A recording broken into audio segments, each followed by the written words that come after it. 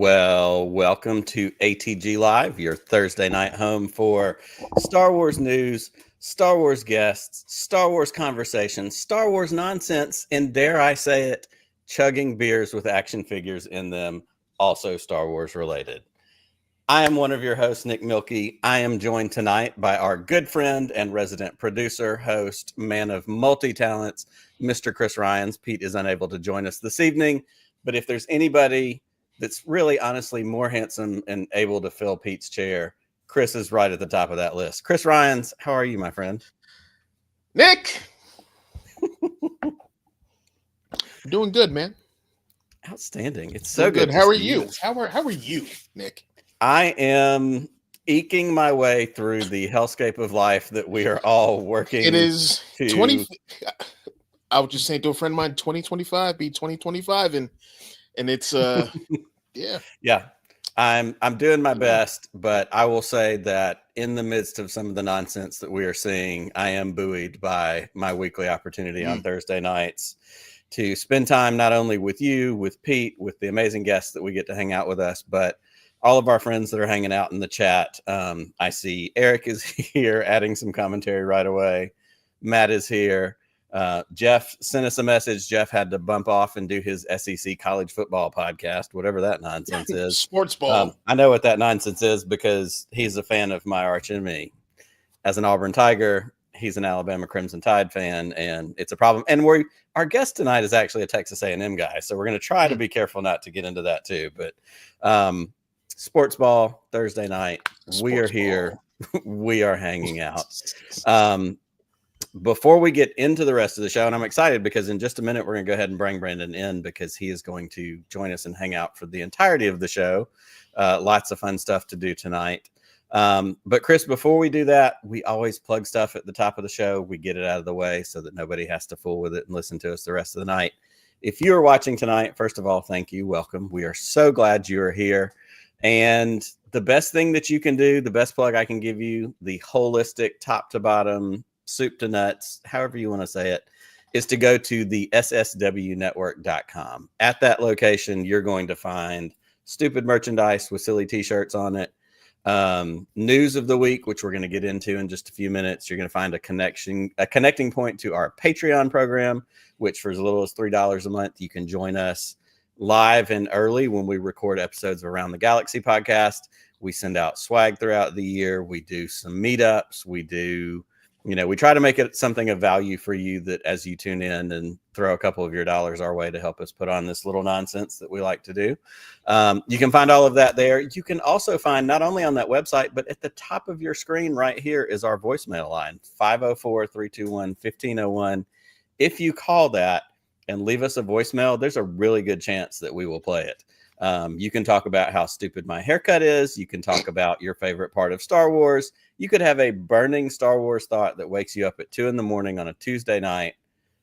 And you go, holy crap, I have to tell someone. Call this voicemail. Tell us that crazy thought.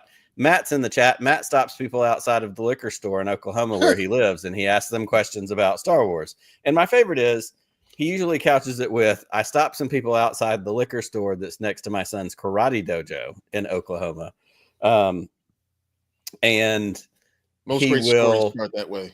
Yeah, exactly. And he'll ask them questions about Star Wars, and then he'll call in and tell us about it. So call us, tell us your Star Wars stories, hot takes, predictions, favorite moments, what makes you happy. Like we love, bumping some positivity. So call that voicemail, leave us a message.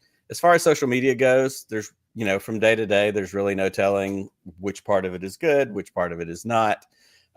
You can go to @ the SSW Network on almost every platform and find us.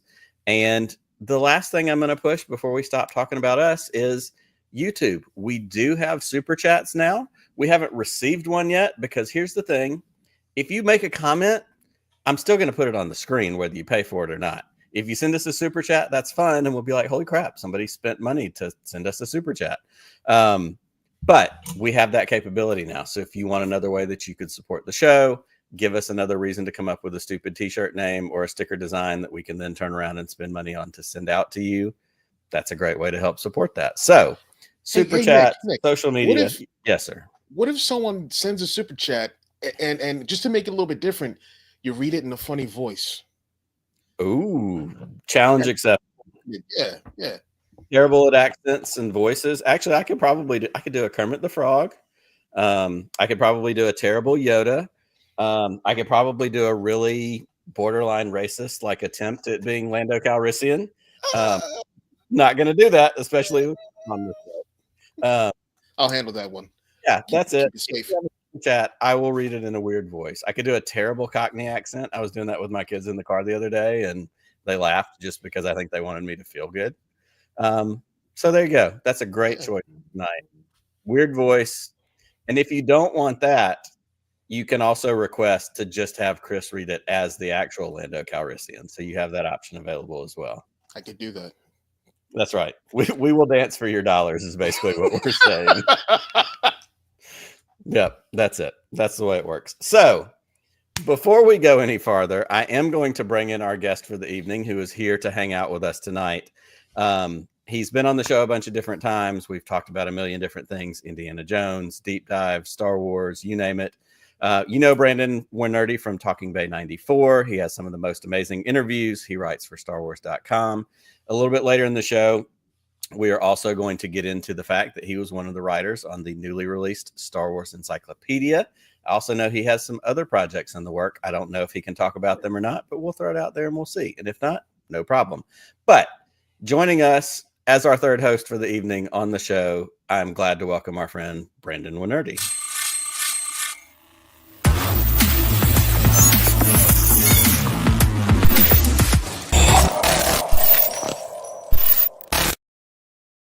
There he is. Brandon is in the house. What is up, my friend? What is up? How are y'all? So good to see you. Good to see y'all. Look at this. How's life treating you these days? Big book out, lots of things happening. Lots of things happening. Book is out, another book announced. Just running around, just having fun. Nice. So really always glad to be here. So thanks for having me. We are thrilled to have you. And speaking of having fun, we're going to jump right into it with our toast tonight. And anybody who's familiar with the show, I gave Brandon plenty of setup. In fact, I tried to get Brandon for Snoketoberfest back in October, and he was out busy doing important cool guy things, and so we couldn't make it work. But saving it here to Dana. That's right, for Jando January. So we're in luck. Brandon is with us tonight. Let me see if I can get this thing set up the right way. We're going to do this. We're going to hit pause because we're not ready yet. It is Do January. I have already got my beer poured up. I have the general himself hanging out on the edge of my glass. Okay, so I should pour my drink. That's right. That's right. Pour it up. Get yourself ready. And while you're doing that, I'm going to talk about what I am toasting to tonight with this, because it is silly, but I usually try to bring some sort of actual toast to the table. I noticed on Facebook the other day, I saw that the Peter Mayhew Foundation just recently wrapped up shop with the loss of Angie, last year, the year before. Yeah. They've continued to do some really great work. And the folks that have been running that, Matt Egan and some of those other folks, wanted to figure out the best way to kind of wrap up that legacy and shepherd the last of the work that they had done, the money that they had raised to support a variety of causes. So they posted on Facebook that the remaining dollars that were existing in the Peter Mayhew Foundation account were donated to the Make-A-Wish Foundation. It was a little over $7,000. Anybody that watches this show knows that Make-A-Wish is a huge thing for us because that's who we always support with Potathon. And it just was a really special way for them to kind of put a bow on the work that foundation has done over the years, the impact that they have had. So tonight I am raising our Jando January toast to Peter and Angie Mayhew, the work that they have done over the years, as well as the folks that have worked with them to help raise that money to help support some amazing causes, and certainly, a cause like the Make-A-Wish Foundation. So if you want to, recognize that work that they've done, I know you could go to Make-A-Wish and you could donate in their honor. I'm sure that would be appreciated by them as well. So tonight's toast is to Peter and Angie Mayhew, the great work that they have done. We've got our drink. Oh, look at that. We've got I don't have a George, but I do have a George Lucas. We have a George Lucas trooper in there. So listen, I have one in the box and one open, so I might as well use it. So, Chris feels better now. Don't worry about that. So as always, in fact, I'm going to drop Chris just for a second so that we can get these glorious beers on screen. We're We're going to raise our glass. We're going to say cheers and Jan's up, and we're going to hit play. An analysis of the plans provided by Princess Leia has demonstrated a weakness in the battle station. You're required to maneuver straight down this trench and skim the surface to this point. Look at that. Cheers. He got Look at him. us. Cheers Look to at you, us. sir. Hey. I was on Our time. parents are so proud right now. Yeah, don't show that to my mom or probably to my Exactly. publicist. So, it's good. Yep. I had a moment when I sent the email and I thought maybe I shouldn't copy them on everything that I send about beer Hey, toasts. if they approved it, then here I am. So I'm just doing That's what right. I can. Doing what I can. You're doing what you can. Well, this is a fun start to the show. What we're going to do is we're going to take a very quick commercial break. And when we come back from that commercial break, we're going to talk about the news for just a few minutes. There's a few stories floating out there in the Star Wars ether, as there always are. So we are going to take a real quick break. And when we get back, we have more ATG Live. What's up, my fellow Gen X Star Wars fam? My name is Chris Rhines from Bro Axiom. You may know me from ATG's Force Connect that I co-hosted with Pete and Nick. Now, I'm the owner and operator of Bro Axiom Outpost, an online shop for all your action figure and collectibles needs like Star Wars Black Series, G.I. Joe Classified, Star Wars Vintage Collection, Marvel Legends, Star Wars Black Series and Vintage Collection, Transformers Studio Series, Star Wars action figures, Masters of the Universe, and much, much more, including Star Wars action. Alright, I have a lot of Star Wars stuff, I'm just saying. Stop by and check out the store at www.broaxiomoutpost.com. Sign up to become a part of the Bounty Hunters Guild and stay updated on new pre-orders, sales, and exclusive Broaxium content. Find something you like? Use the promo code ATG5 for 5% off your first order. We have Star Wars figures, by the way. Gets me every time. But Chris, there is an update to that video, if I'm not mistaken. Yep. There is an update. I have added a whole 5% more to the promo code. ATG10 is a promo code. Use that for 10% off your first order. There'll be an actual if you go to promo next week. So that's right. If you go to broaxiomoutpost.com, order those Star Wars collectibles that you need, G.I. Joe, whatever it might be, use the code ATG10. Chris is going to give you 10% off. And as Pete likes to say every week, and I'll say it in his absence, you're going to buy this stuff anyhow. Why not buy it from somebody cool like Chris and help out a kick-ass small business along the way? Yeah, I'm going to be buying stuff while we're talking, so it'll be good. I'm just scrolling. I'm just scrolling. We'll see if you're going to go to Amazon. Oh, thank you. Forget that nonsense. No, Brad. All right, guys. It is Thursday night. It is time for us to get into the news. So let's dig in.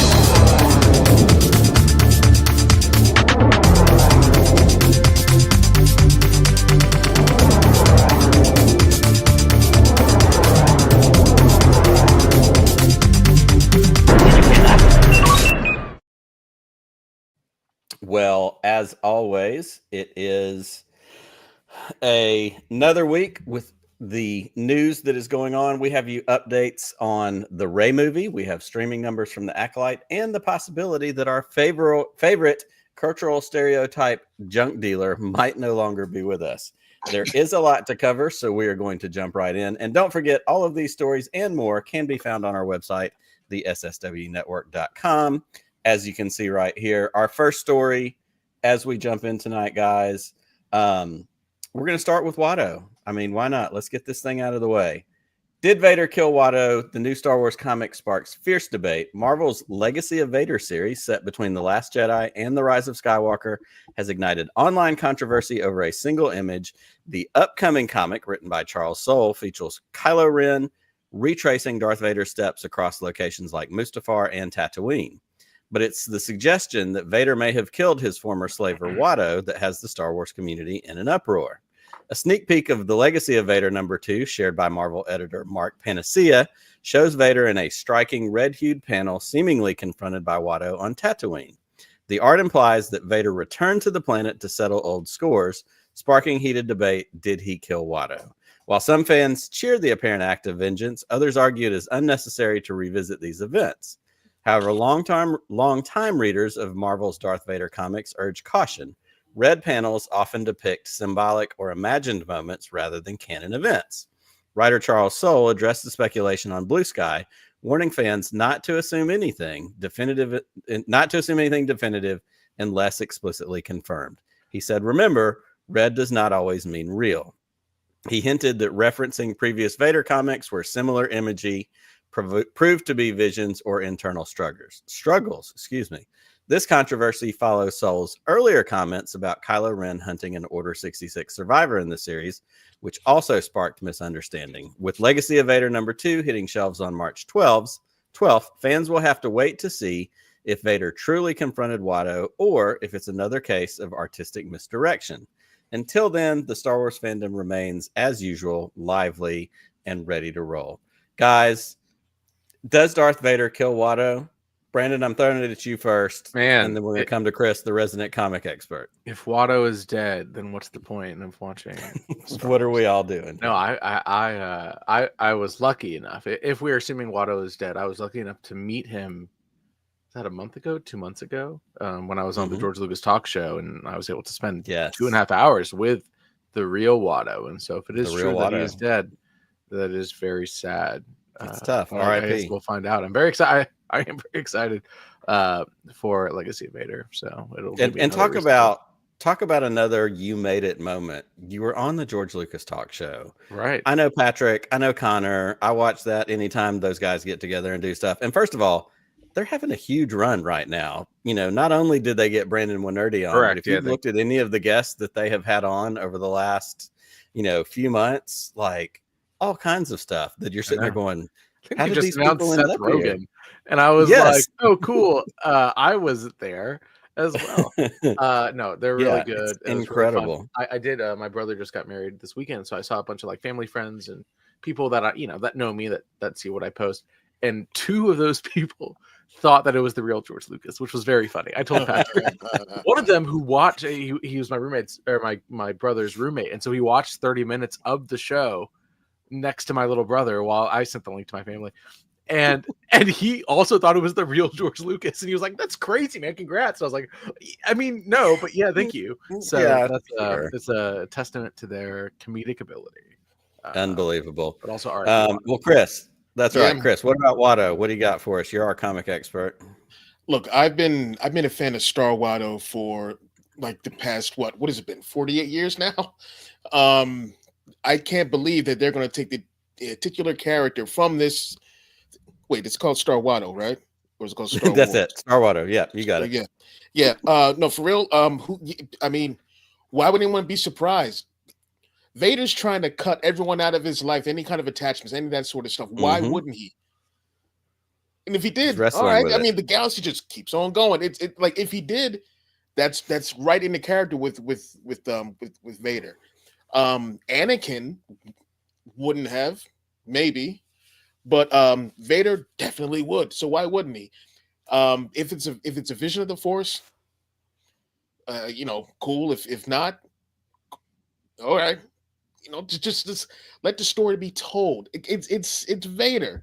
Of course he went back. Of course he'd kill him if he had the chance. He had the chance. Yeah. Well, and I do think first of all, it's Charles Soule writing it. Charles Soule kills everybody, is my understanding. So the King of Star Wars heartbreak. Yeah, him and Kevin. But honestly, all jokes aside, it tracks with the character. This is the part of Vader and the time of Vader where he's, like you said, he's trying to remove attachments because he's wrestling, he's struggling, he's being bullied by Palpatine. Like, this is the point where if he happened to run across him, he'd straight up do that. That nerve would still be raw. It's interesting you said that, though, because in the comics, doesn't he meet Kitster and Wald as well? And he doesn't kill them, which is funny. But I do think, Watto, again, I love Watto. I was on a panel with Watto. But he was the owner of Anakin, which you would want to exact revenge on someone like that, no matter how charming or how many fun hats that they wear, So I don't, disagree with Vader if that is the case, but we'll see, I guess. So that's right. We'll see. Well, we have another story that we are going to jump into here. Let's see. Where did I somehow ended up on a different screen and the other one was working better. Where did it go? That's Oh, not here it. I am. Hello. There's Brandon. We'll do it this way. Luminate, a leading data analytics firm, has released its 2024 viewership estimates, offering insights into film and TV trends. Among the findings, The Acolyte ranked as the second most watched Disney Plus original series, with an estimated 2.673 billion minutes viewed. Only Percy Jackson and the Olympians outperformed it, racking up 3 billion minutes. But what do these numbers really say about Disney Plus's performance in the competitive streaming landscape? It is important to note that Luminate's figures are third-party estimates and may not align with Disney internal data. The analysis appears to focus on U.S. viewership and reflects total minutes watched over the year, not just during the series release period. For The Acolyte, which debuted in early June with 8 episodes, this averages about 334 million minutes per episode. Comparisons with other Disney Plus hits like Ahsoka suggest that Acolyte may have struggled to maintain traction. Ahsoka's third episode alone garnered 459 million minutes in its release week, contributing to a 7-week total of 4 billion minutes per Nielsen. Meanwhile, other streaming platforms outpaced Disney. Paramount Plus's Landman, a lesser-known series, reportedly surpassed The Acolyte's total within its first month. The bigger takeaway is Disney Plus originals face stiff competition. During Christmas week, Netflix's Squid Game Season 2 helped the platform achieve over half the annual total Luminate reported for all Disney Plus originals combined. While The Acolyte had moments of success, the numbers suggest challenges for Star Wars content in the ever-evolving streaming landscape. Guys, we've talked until we've all been Watto blue in the face about The Acolyte, the numbers, critics, what did it mean? It got canceled, all that kind of stuff. I think my question to you, kind of on the heels of this news story, is Star Wars has a lot of competition to face. We've got new DC stuff that's on the horizon. The Penguin has gone gangbusters. Apple TV continues to put out a lot of good stuff. What does Star Wars need to do in the kind of current streaming landscape to be competitive? And I'll throw it to either one of you if you have a thought, just kind of off the top of your head. Okay. I'll take it first, which is every time we said Luminate, I was like, Luminate beings are we is all I could think. So it kind of took me out of the. I don't care. Is what I watch everything. I see everything. Right? I like everything. I like Acolyte a lot. There's the streaming services are all getting so bloated. I think today Netflix did their Netflix announcement day, and it was just a lot of stuff. And I actually earlier today I was just kind of looking through their timeline on Twitter or X or whatever you call it now, and I was like, oh, I don't care. Most of this, I'm like, who cares? They announced the Rian Johnson movie, which is great. They announced Cobra Kai finale. I'm like, that's great. But there's a lot of bloat. And so I think, numbers never super matter to me, just as I'm not a stockholder, and I am, but not a major stockholder. And so I'm more fans at the end of the day. If the content is good, if the quality is high, if they keep doing that, then that's great. And, it's always interesting to kind of pull back the curtain a little bit, but I'm not super, super worried. I'll say that. Chris, what about you? I don't care about the numbers and all that stuff. If the show's good, the show's good, and needs to continue and given time to find its way. It happened with Clone Wars. Those first 2 seasons weren't as strong as the later ones. You had to give it time to find its thing. For people that get caught up on numbers, I'll give you an example. As a wrestling fan, you have WWE, you have AEW. And both of these two big ones, of course, WWE gets the most views and ratings and all that kind of stuff. AEW, which to me is a much better show, doesn't get the same kind of ratings, but the show is just superior in my view. It's just that's just how it is. Acolyte should be getting a second season. Absolutely. But yeah, the ratings, numbers, and views, they're saying they had so many. There you go. Good. Now bring it back. That's what. Just bring it back. If the numbers are that good, bring it back. Bring it back. Let's do it some more. Well, and it's interesting because we see these kinds of things, and of course, we've read all the articles about how it was so over budget and how the amount of money spent compared to Andor or compared to, Skeleton Crew and the critical react. And at some point you just go, I'm a fan. I love Star Wars. If it's on TV or it's on streaming, I'm going to watch it. I'm going to buy another platform. If you move Star Wars to, Paramount Plus 3.0, I'm going to go subscribe to that one too, because I want to watch Star Wars. It's going to lead me somewhere. I'm going to go somewhere. It's the only reason I have have Disney Plus. It's the biggest challenge. That's right. The biggest challenge in the midst of all that is we also know it's a business, and we know that at some point, somewhere far up that Disney chain is going, this one didn't make us money. And I think ultimately that's what happened with Acolyte. I think they know there's enough people who love the story, love the characters, love the potential for what could have been there. But it's the they could have done it, but it didn't make a return that they needed. They spent way less on Skeleton Crew and got similar critical reactions. And, we don't know yet if there'll be more of that, but it is a business at the end of the day, which is tough because it's hard to hear that something you love is also a business and some of the decisions about it get made that way. Yeah. Well, we've got one more news story, and then we're going to take a quick break, and then we're going to come back and we're going to talk to Brandon about this amazing book. So as we get into our last news story, Bourne Ultimatum writer George Nolfi is joining the new Star Wars movie. Says George Nolfi, celebrated for his work on the Bourne Ultimatum and Ocean's 12, has been chosen to pen Star Wars New Jedi Order, the highly anticipated film set to feature Daisy Ridley's return as Rey Skywalker. This marks the latest development in a project that has seen multiple writers come and go since it was announced at Star Wars Celebration in 2023. Directed as of now still by Sharmeen Obaid-Chinoy in her narrative feature debut, the movie will take place 15 years after the rise of Skywalker. Ridley's Rey, now a seasoned Jedi, will guide a new generation of Force wielders. Despite earlier setbacks, including departures of writers Damon Lindelof, Justin Britt Gibson, and Stephen Knight, Nolfi's hiring signals renewed momentum for the film. Nolfi brings a reputation for crafting elevated thrillers and fostering strong collaborations with actors. Beyond his Bourne and Ocean credits, he made his directorial debut with The Adjustment Bureau and recently helmed 2024's Elevation, a post-apocalyptic thriller starring Anthony Mackie. Production delays have pushed New Jedi Order behind other Star Wars projects, such as Sean Levy's untitled film featuring, potentially, Ryan Gosling, set to begin shooting first. Fans can expect the next theatrical installment of The Galaxy Far, Far Away with The Mandalorian and Grogu slated for May 2026. Nolfi's involvement injects fresh excitement into the project, setting the stage for a bold chapter in the Star Wars saga.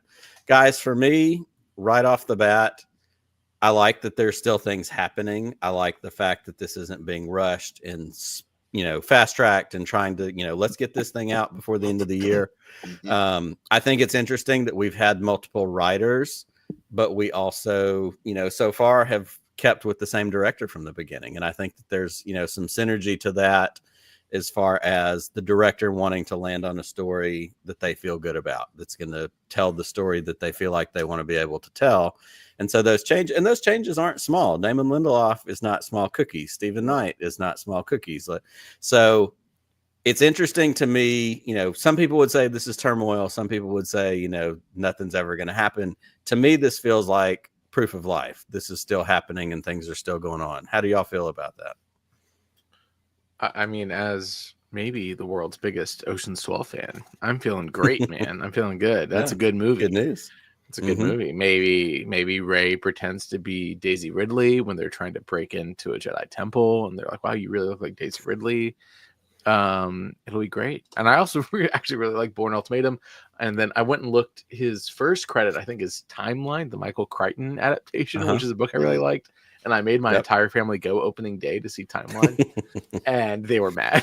So nice. we're batting 500, which is good. That'll get you signed. So anyway, I'm fine with it. Again, like you were saying, movies happen. This is how movies work, and we'll see it when it comes out. So absolutely. Well, our friend Greg Iwinski is in the chat, and he dropped a different scoop on us. He said Ryan Gosling is playing the Yuzong Vong who drops a moon on Chewbacca. So can I do a quick plug? Yes, not about me, not me. There's a YouTube channel called HoloNet YouTube. And he's been doing a really great, it's 4 parts right now, but I think it'll be more, New Jedi Order oral history. Like each like 2 hours long. Some of my interviews are used. I think some of Pete's interviews are also used, and it's awesome. It's really awesome. I just saw New Jedi Order. I've been on a New Jedi Order kick. I think I'm going to restart the series.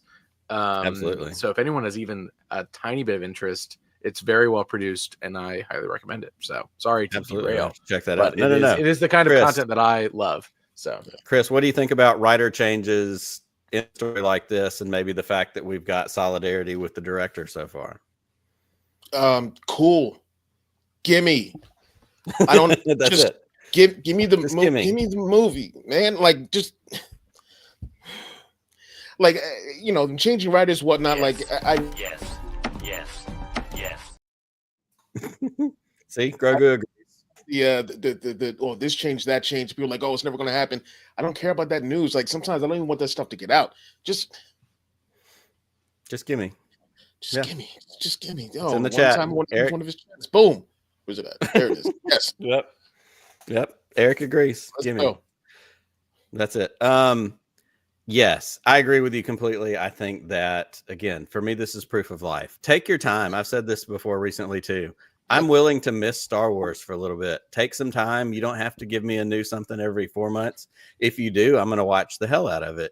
Yeah. But well, if Nick, I also, I grew up with the Nick, time where I had to wait like 15 years. It's okay. Right. But Nick, as we get older, it's like, oh, this is coming out in 2028. Like, oh, wow, I hope I'm around Still here for that. So there is that. Let me get it There all. is in. a little bit of that. That's fair. I'm young as hell, so I can wait. Brandon's going to be here for every one of these movies. Yeah. He's going to get to see that Taika Waititi movie, that Rian Johnson trilogy. Yeah. I'm here. Excellent. Well, that is going to wrap up the news for us. Lots of great stories. As we say every week, those stories, as well as others, are always available at the sswnetwork.com. Go check it out. Comment on it. Share it out. And if you hear a news story, you see something else going on in the Star Wars world, throw it our way. We'd love to talk about it. We are going to take a very quick break. And when we get back, we're going to talk to Brandon about the Star Wars Encyclopedia. So we will be right back with more ATG Live.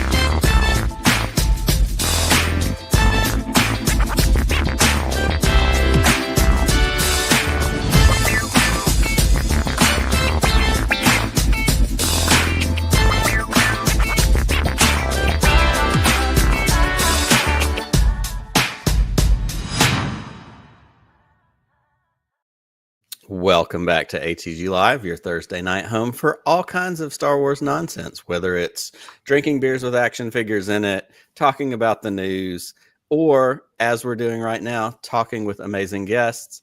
This is the place to be. So thank you for tuning in. Thank you for being here. Before we get to our guest, I do have one little bit of business. We made a promise at the top of the show that if we got a super chat, we were going to read it in a funny voice. And Marianne is here tonight, giving us our first official SSW Network super chat.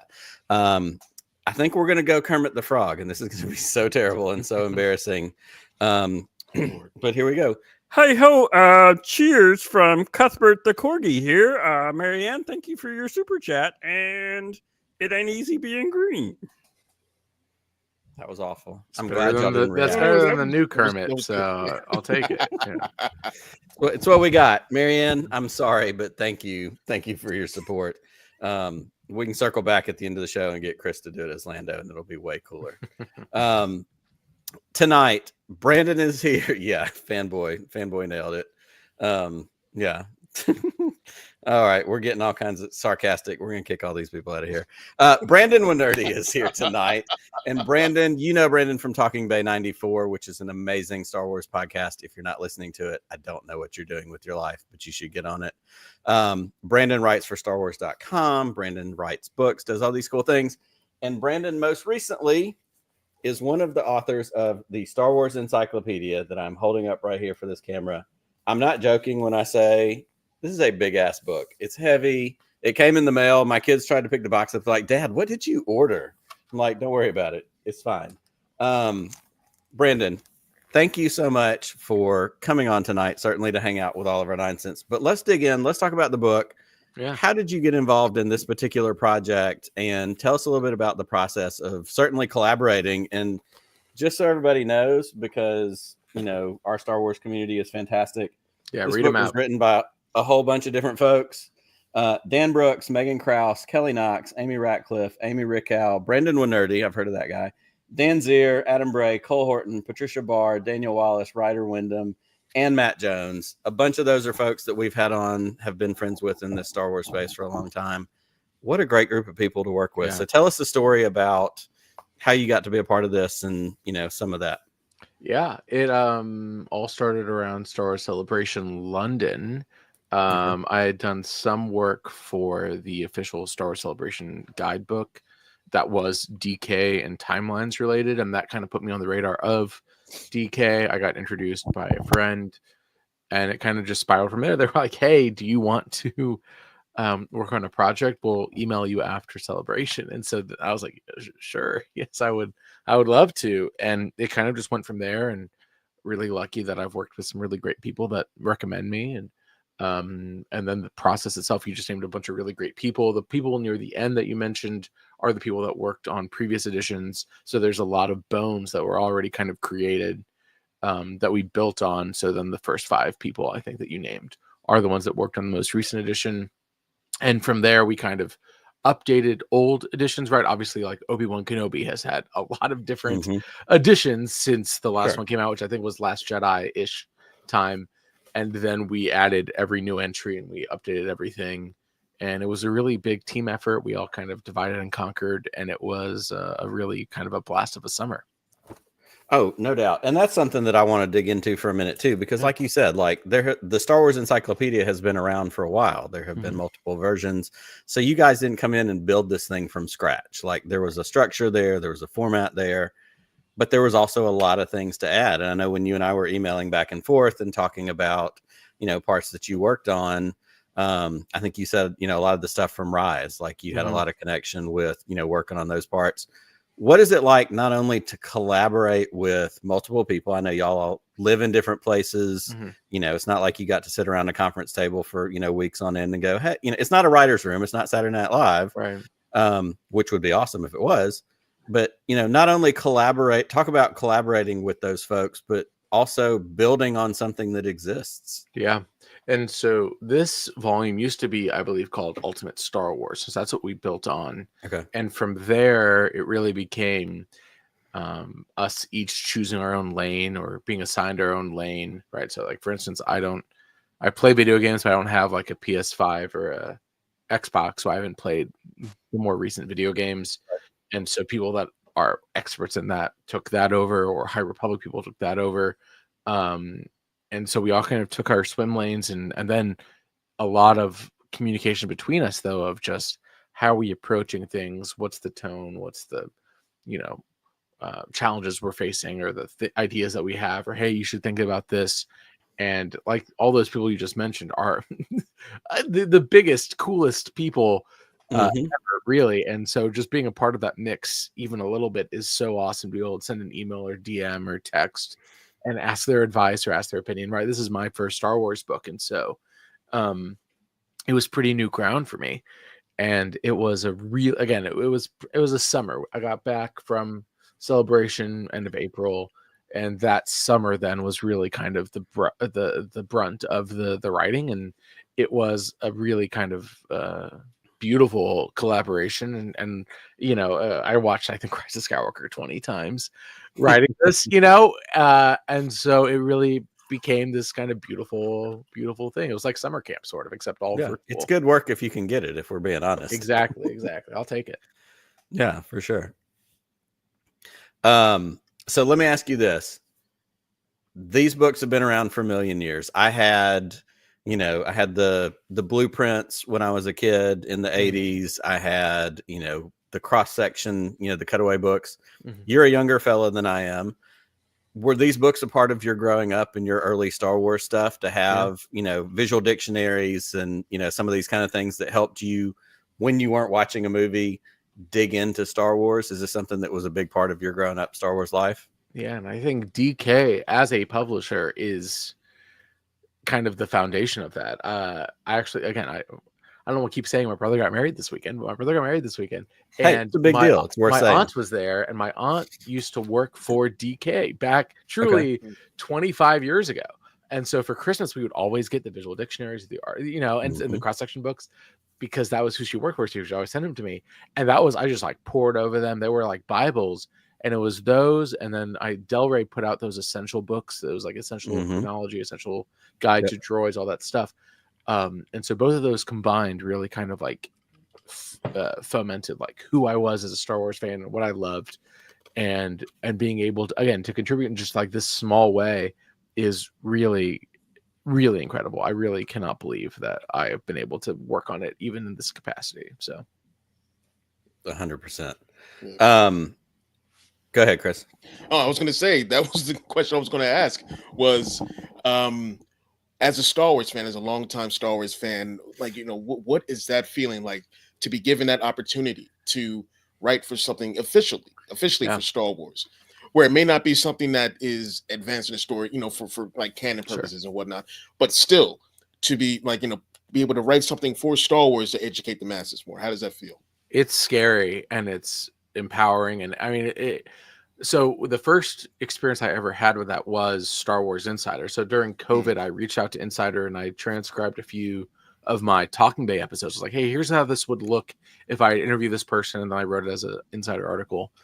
And I still remember I went to a Barnes & Noble during COVID. I wore a mask and I went and bought the issue that my name was in, and I was like, this is like, and I think still, even not more than the book, but that I was like, this is kind of a culmination of like being who I am as a fan or as a creator or whatever it is. And then being able to continue that and being able to still be trusted, right? Going from Insider and then Insider and .com and Insider and .com and now these DK books. It's I really still can't believe it. And like truly I could stop tomorrow. They'd be like, hey, you could never write again. But like I have this like body of work, quote unquote, that like is it really kind of beautiful. And who knows how good it is, but it's mine, and it is very cool that exists. And again, Insider and .com and these DK books are all stuff that I looked at when I was 9 years old, like obsessively. And so even fun fact, kid, when that, because you had been on with me a couple different times before you had written that first Insider, and when I knew that was happening, it's maybe the first time I've gone to the local comic book shop across from my house. I know that hurts Chris's feelings. I'm sorry. No, you got it. But I went and bought that one because I was like, I know the guy that wrote a thing in that. Thank you. And I still have it because I was like, my friend did that. And like, I knew who Kelly was, but like Kelly hadn't been on my show yet. You had been on I was like, somebody I know did a thing in a Star Wars magazine. It's like, I need to go get that. Thank you. So it's even being able to, live, through somebody else's experience. Pete wrote for Galaxy magazine back in the day, in the 90s, and some just again knowing people that, and being able to do this show has allowed me to get to meet so many more of y'all and get to know you. But every time I see it, and we'll talk in a minute, I know there's another one that's been announced that you're working on, and every time I see it, I'm like, hell yeah, my friends are winning again, and it's so fun. So kind of tagging onto that question about, what does it mean to you? You worked on some specific parts. My question is, were there any fun field trips involved? Was there any field work? Did we get to go to the archives? No physical field trips. I do, no matter what I'm writing, I always feel very proud of myself when I'm using. You can see my bookshelf behind me, sort of. Yeah. If I can use any book on that bookshelf, I'm like, wow, I did it. Like this. The reason I hoarded all these books for all these years is that eventually I could reference one of these books. And I was able to do that a few times, and that was like the best feeling when you're like paging through trying to find something, you find it, and you're like, I'm using this actually for like an official text. And so I think Field Trips more was digital and reading wise, because so I worked on Rise, and a lot of the stuff I worked on too was the comics talking about. And so I read pretty much every current Marvel Star Wars comic, which is fun. And I have Marvel Unlimited, which I love, and I was able to just like reread or churn through or read for the first time all these things, because the goal with these is to, for instance, there's a good example is a character called Tommaso, right, who is part of the Spice Runners of Kajimi and has only really appeared in text, right? So he's appeared in Poe Dameron and Freefall, and then in a few like outlying things. He actually just appeared in Wednesday's comic. And so when something like that happens, I'm like, oh, like that's my boy, that's my friend, because I went through and I read every single time he's ever been mentioned, right? And you go through and I write down every trait that he does, everything that he does, everything, because you don't want to just go off of a summary or an explanation from a different website, whatever it is. You want to go straight to the source, and that's for me a lot of fun, because I get to just like read comic books and take notes on them as if they're historical, right? Which I mean, for this purpose, they really are. And so you have to take them all at face value. And so those kind of journeys with these characters and tracing them through books and comics or video games or the background of a movie or whatever it might be, was a lot of fun. Love it.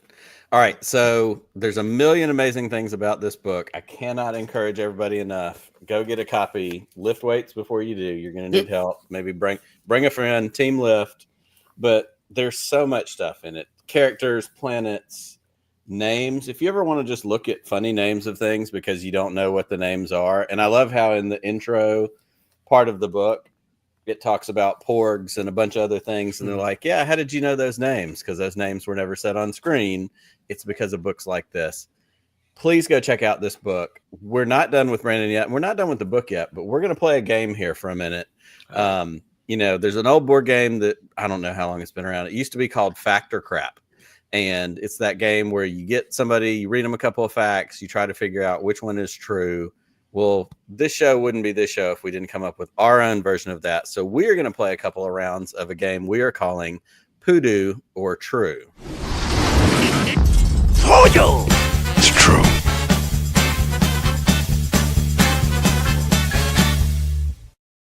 So it's very simple.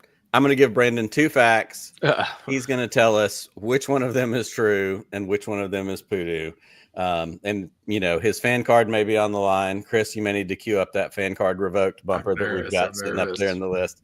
No pressure. No hands on keyboards. I'm here. That's right. No Googling, just straight for it. Right. So here's our first one. Fact number one, and we'll do these in pairs. Fact number one, Luke Skywalker's pants in A New Hope were just bleached out Carhartt jeans with the back pockets removed.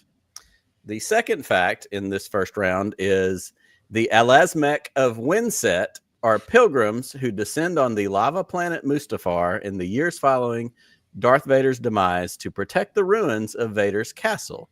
The sect also venerates the mythical Lady Corvax, who is believed to have drenched the bogs of Corvax Fen with her tears.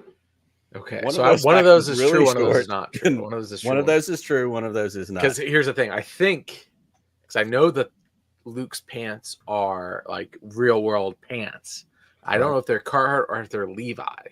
And I think they're just like regular Levi jeans that are bleached and whatever. And then I'm pretty sure, again, like we're talking about episode 9, those are the episode 9 guys. They show up in the deleted scene of episode 9, as well as you see them very briefly getting killed by Kyle at the beginning. And then there's that mention of Lady Corvax is from the Vader Immortal VR game. So I want to say that y'all are just screwing with me. So it's not Carhartt jeans. It's like Levi's or Wranglers or something. Okay. Am I wrong? How wrong am I? So you're going to go with the Luke fact is Poodoo. I'm going with the Luke fact because of the brand, not because of the fact. Okay. Yes. Yes. Yes. Yes. Yes. You, sir, are correct. I'm the smartest boy in the world. You're 1 for 1. And honestly, when you have words like Alasmec of Winsit Sure. and Lady Corvex drench the bogs of Corvax Finn with her tears, at some point you go, you can't, that's not fake. Somebody cool sat as down hell. Yeah. and took the time to write all of that out. Yeah. So yes, you are good on the first one. All right, our second one. Which brand was it? Is it Levi's? It was Levi's, yes. Okay. Yeah. Just for my future Poodoo or True games 100%. on other podcasts. That's right. You know, the next time this comes up when you're at your brother's wedding. So right, yeah, no. I have one more to get married. That's right. See, there you go.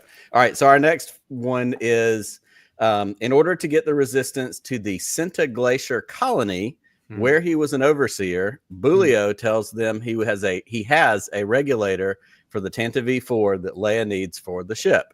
He, in fact, has leaked information from the First Order spy. The other fact in this round is the Crate Dragon skeleton in New Hope was a prop Diplodocus skeleton from the movie History of the World Part 1.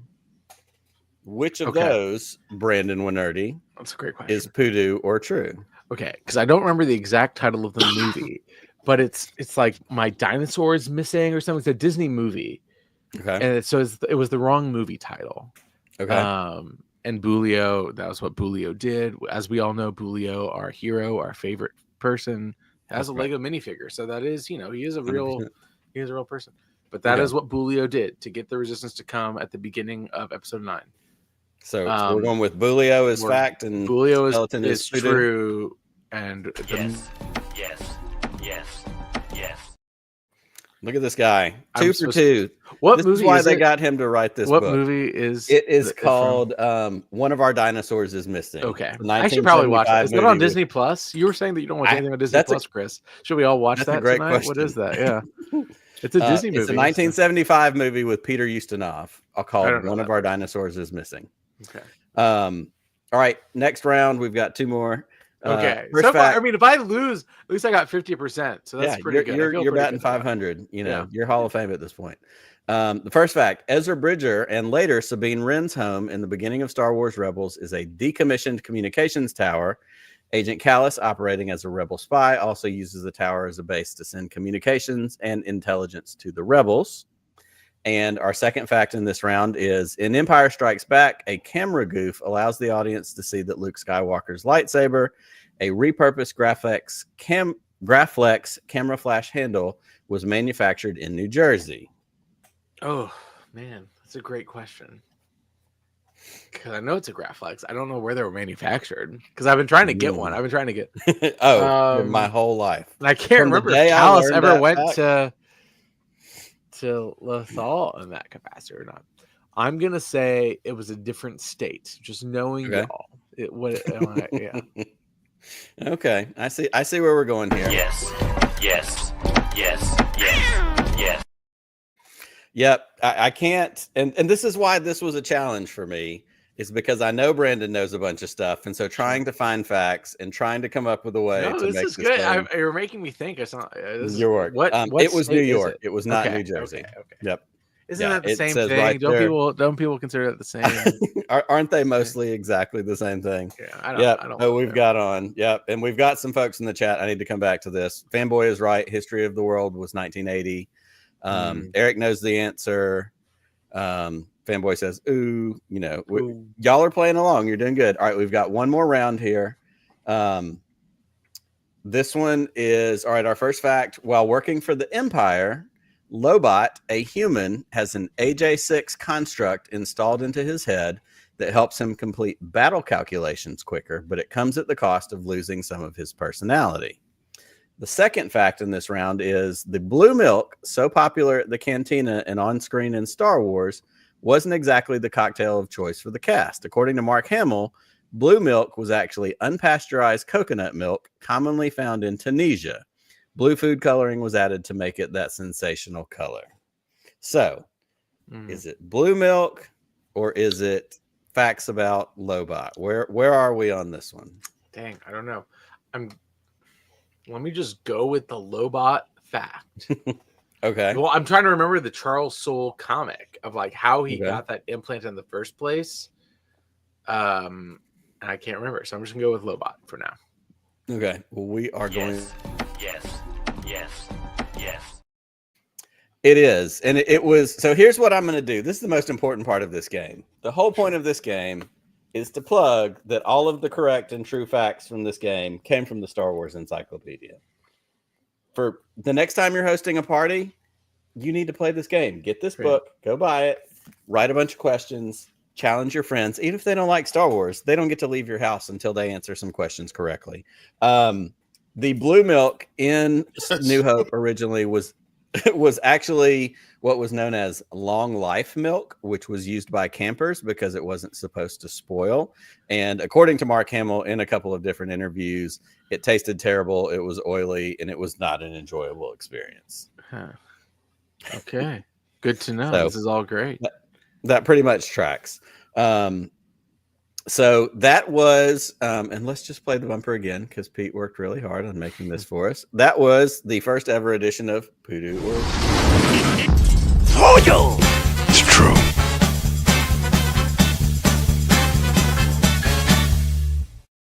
Brandon has been a huge person to help out, play along, have some fun with us. We are going to take one more quick break. While we're at this break, we are going to throw the link in the chat. We want to hear from all of you. It's time to take some calls. You can talk about the book. You can talk about the news stories. You can talk about how all the toys you're going to order from Bro Axiom Outpost after the show ends. So we're going to take one more quick commercial break. And when we get back, we're going to take your calls on more ATG Live. R2? Where are you? R2? R2? R2, you're on fire! R2-D2, you found a cigarette! Well, I don't think smoking is grown up at all. Because it's very dangerous. Smoking does dreadful things to your lungs and is very bad for your heart. Well, I know I don't have one, but humans do, and I think we should set a good example. Well done, R2. Oh, hello. You know smoking is bad for your health, and it isn't grown up at all. So please, don't smoke. R2, do you really think I don't have a heart?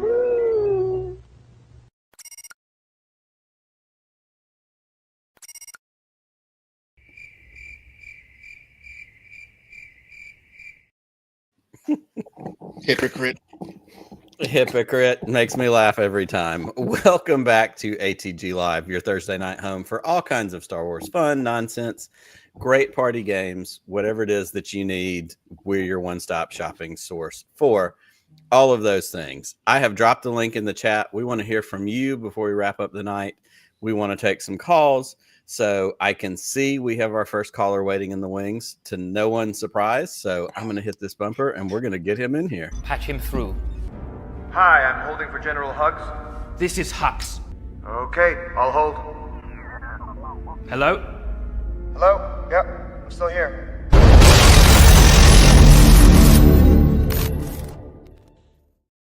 Check out He's here. my merch. Y'all should check out my TeePublic.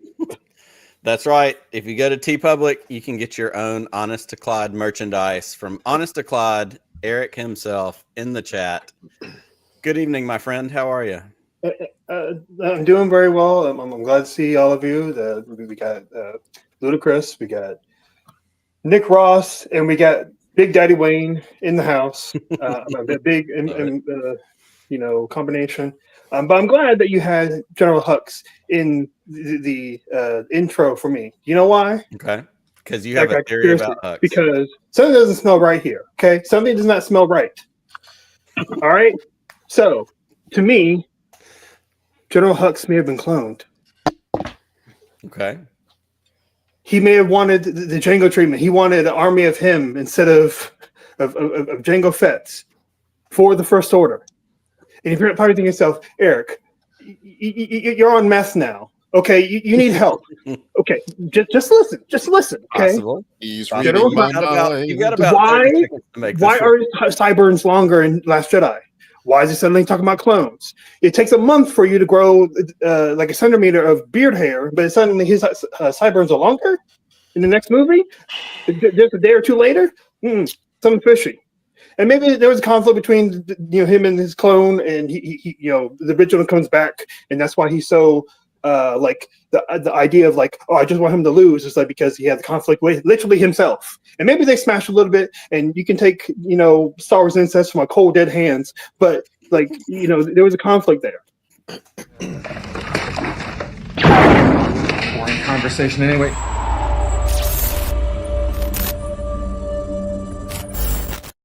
I had to do it. I was looking for that. I was looking for it.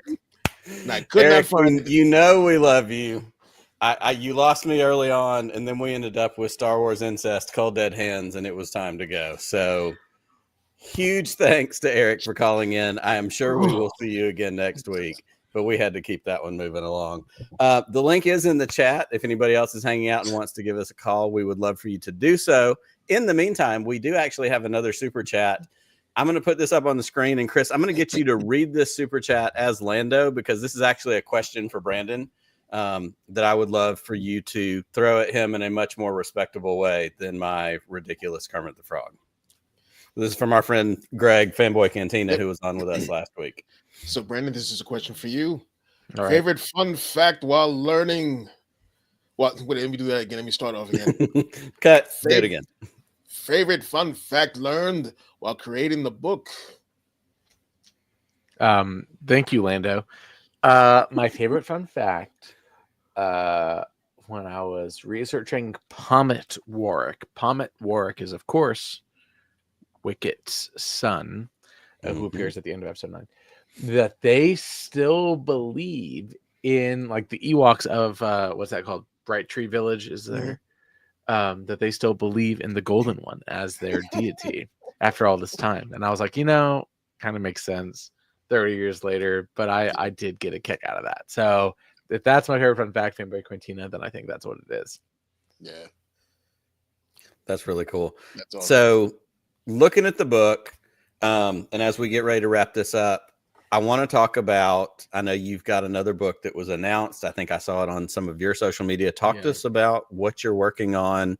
And let's even use this as a time to plug, because obviously we want people to check out Talking Bay 94. But talk about the book that has been recently announced and anything else that you want people to come find you with. Yeah, the latest DK book that was finally officially announced is, I believe it's called Star Wars Encyclopedia of Starfighters and Other Vehicles. Which is just me this time. Nice. Expanding on a book that came out, I think, around The Force Awakens. And it's for middle grade readers. Each page is a different starship. So I think there's about 200, 250 starships. A bunch are very new. A bunch are for shows that are coming out or haven't come out yet or whatever it is. And so some really, really cool things. I had a really great time writing it. And that should be coming out this fall. So Nice. That will be my next excuse to come on ATG Live. It'll be great. Well, you are always welcome. Yeah, go ahead, Chris. Can I ask for a spoiler on this one? Did you add comics from the ships from the comics in there? Let me think. I think there are a couple. I'll have to, because again, what I try to do with all my entries is be as well-rounded as possible, right? So if it made an appearance in a comic or in a TV show or in the background of something, I love to mention that because it makes me feel like it's all connected even more than it is. Yeah. But after this, I'll DM you. I'll make sure that whichever ones were there. Cool. Nice. Just looking for a little time at Star Wars. Sure. Yeah. Oh, you're telling me, man. You're telling me. Yeah. Absolutely. Well, and like I said, please make sure if you're watching, go check out Talking Bay 94. So many phenomenal interviews. Brandon, what's the most recent, either one that you've just dropped or what do you have coming up? What is the most recent one I've dropped? To be fair to the audience, because I've been writing a lot, it's not as often. But the two most recent, Nathan Hamill, Mark Hamill's son, that was really fun. He had just come out with a book as well.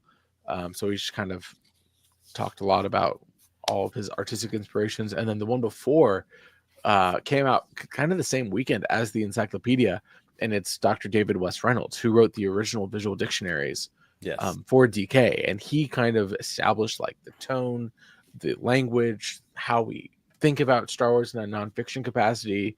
And he's also like a real life Indiana Jones in terms of archaeology. I was gonna say, that was my favorite part of that, because you and I, awesome. you did my Indiana Jones show, I think last summer when we did that with Holly Fry.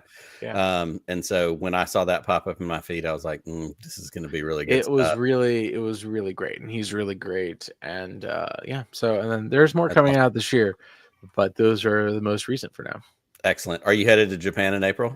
I am going to Japan. So are y'all going to Japan? Or I will not be there, unfortunately. Japan.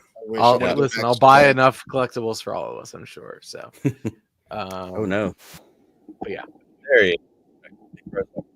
There he is. Yeah, sadly Japan is not on my radar this year.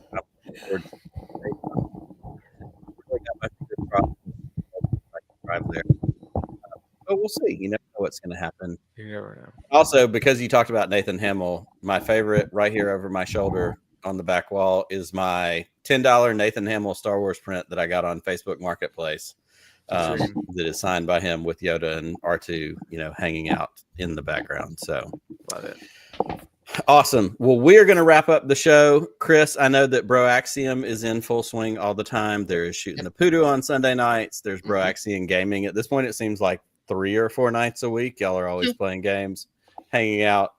Go check all of that out. Of course, go to Bro Axiom Outpost and use the code ATG10 to get 10% off the order of toys, things, whatever it is that you might need to get. And don't forget, we do Star Wars comic book previews every Monday and Tuesday for that week's Star Wars comic. So I'm looking forward to Legacy of Vader coming up next week. And how ironic that the guy who craps on comic books all the time is the one that forgot to plug your comic books video. No, that makes total sense. That tracks. Exactly. Totally tracks. Well, this is going to wrap it up for us. Everyone, thank you for hanging out. Thank you for being a part of the show tonight. We will see you again next week. We have another great show lined up for us. And Chris, in the meantime, may the Force be with you. Always. Just one more round, friend, then homeward bound, friend. Don't forget me in your dreams. Just one more song, friend, and then so long, friend. The nights get shorter, it seems. Just one more rhyme, friend. Yes, it's a crime, friend. But you know time, friend. Time can fly. So it's good night, friend. Good night, but not goodbye.